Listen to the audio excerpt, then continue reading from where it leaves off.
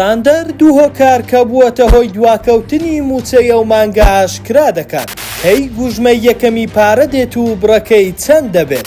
ئەمڕۆ لە بەغدا گفتوگۆکانی لیژنەی وەزارەتی دارایی هەرێم و لیژنەی وەزارەتی دارایی عێراق لەسەر جێبەجێکردنی تێبینیەکانی حکوومەتی عێراق لەسەر لیستی مووچەی مانگی دەی فەرمانبەران و پاڵتینکردنی مووچەی مووچەخۆرانی هەرێمی کوردستان بەڕێوە چوو. بەپێی زانیاری ستاندەر بەغدا بە دوو هۆکار مووچەی ئەم مانگەی دواخستووە.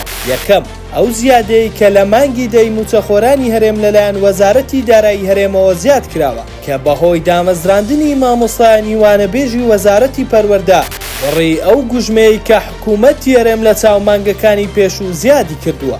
دووەم وەزارەتی دارایی عێراق داوای ڕادەستکردنی داهاتی دەواازە سنووریەکانی مانگی ڕابردووی لە حکوومەتی هەرێمی کوردستان کردووە کە تاوەکو ئێستا ڕادەست نەکراوە. ئەمانە وای کردووە کە بەپێی چەند سەرچاوەیەک حکوومەتی عێراق ناردنی مووچەی مانگی دەدوا بخات تاوەکو تێبینیەکان لەلایەن حکوومەتی هەرێمەوە وەڵام دەدرێتەوە.